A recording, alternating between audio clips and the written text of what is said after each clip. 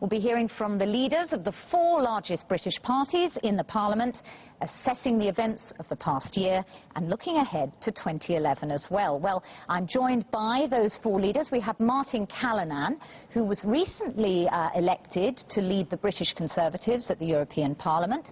We have Glenys Wilmot, who leads the Labour MEPs here.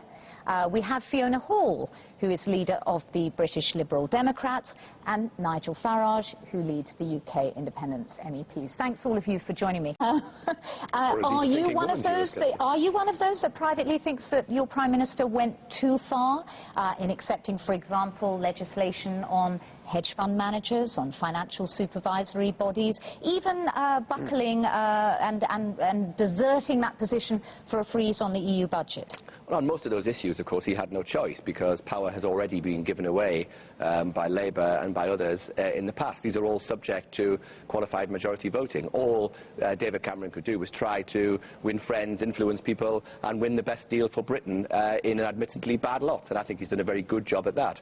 On the budget, we would all have liked to have seen a budget freeze or ideally some budget reductions, but again, under Lisbon and previous treaties, this is now subject to qualified majority voting. He no longer has a veto, so he has no choice legally. The best that he can do is to win enough support, and he's done that, and he managed to get an increase of 2.91%. I would have preferred a freeze or indeed a reduction, but that wasn't simply an option that was on offer. Nigel Farage, do you agree with that reading? Not a bit, no. Actually, this government has been really very enthusiastic for European integration. I mean, not only did this government accept the European External Action Service, but William Hague now goes around publicly eulogising about the need for the European Union to have a big, strong foreign policy. Now, that is a very big policy change. Similarly, with upgrades to the European arrest warrant, we saw Theresa May, the Home Secretary, quite enthusiastically telling the House of Commons that this was the next logical step to take. So, to make the argument that they just inherited all of this from the last Labour government is nonsense, and one thing you can say for certain is that Hague and Cameron are very popular in the European Union because they're just as integrationist, if not more so, than the previous Labour government.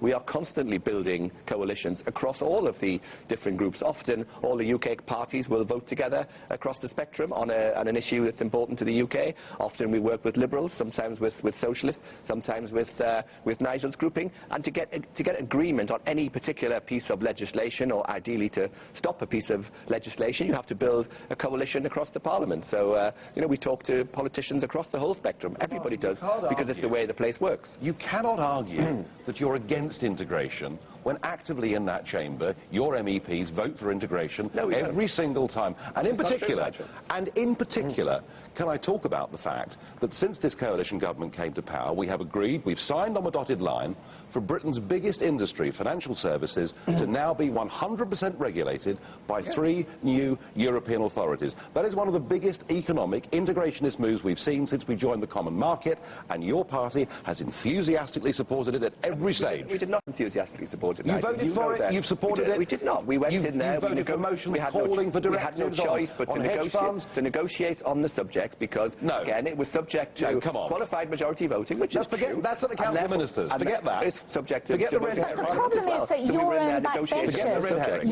backbenchers, though, I mean, obviously the UK Independence Party is going to attack. One area, though, where we're talking about, you know, splits or whatever, but one area where you all were fairly solid as British parties was on the budget, which, of course, got agreed in this last session. But I gather that 3 of you voted against, 1 of you voted for.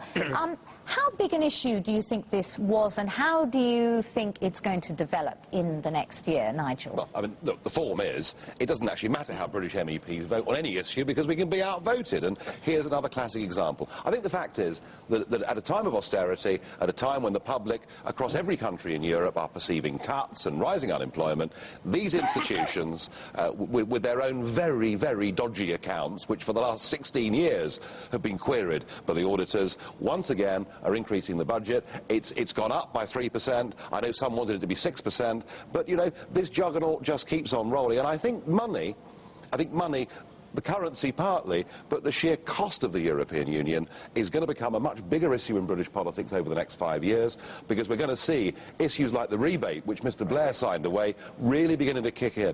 Slightly larger picture, because this has been a massively tumultuous year for the EU. I mean, it's questioned the very principles about the whole thing. Yeah. National interests have risen to the fore. At the same time, though, you've had big European solutions being pushed harder as well. Very odd kind of... Yeah, there is a real dichotomy here, isn't there? I mean, you know, this Parliament, all the EU institutions are trying to use the crisis that's been caused around the euro as a reason to gain more power and more centralisation. But you're trying to use the crisis too as a reason to destroy the whole thing, aren't you? I think, you know, to a large extent, this euro crisis is something that we predicted over 10 years ago. So, I think we're playing this with a very straight bat. But I do think what's happened in 2010 is in every single European country, what you've seen is a genuine rise in Euroscepticism, not just about the euro, but about the whole European project. And what legitimacy does it have when nobody has actually voted for this in free and fair referendums? But I think what we have also learnt in the process is that we are not an island in the UK in economic terms,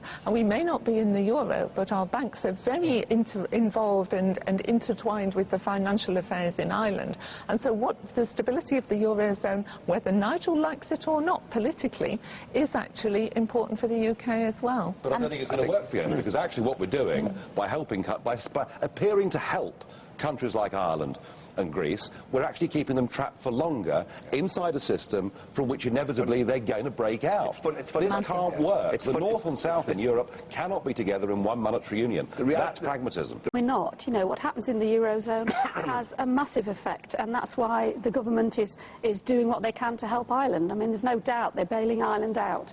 And that's because it's so important to us. And whatever you say, whether you're in or out of the Eurozone, you know, look at the amount of trade we have within the Eurozone. It's too important to fail. It's too important to fail. For us, even though we're not in the Eurozone, we have to... But it's going to fail, Glenys. Ireland cannot stay in the euro. It won't be in the euro in 5 years' time, and we will have poured £7 billion, good money after bad. Now the Parliament has a say. The Citizens' Initiative that we voted on this week, people coming forward directly in order to ask for legislation. Nigel is laughing. A Citizens' Initiative, and we sell this to the European public, that if 1 million people sign a petition, that the European Commission will consider bringing a law in and having a big debate about it, unless, of course, that the initiative proposes reductions of the powers of the EU, and if that happens, it's put in the bin. It's not worth the paper it's written on. It's absolute nonsense. With you, Nigel, and very briefly, what has been the defining moment of the year for you? There was a moment at the end of September when 100,000 trade unionists were marching through Brussels and forming up in Place Luxembourg outside the Parliament, complaining at the austerity cuts that were being brought in and forced upon member states. And at that very moment, the Budget Committee voted for an 85% increase in the MEP's entertaining allowance. I think that sums up this massive divide that's got wider in 2010 between what ordinary people want and what this political class in these institutions want. And as somebody that wants Britain to withdraw from the European Union, 2010 has been a good year. To find out more about who we are and what we stand for, go to the UK Independence Party website at www.ukip.org.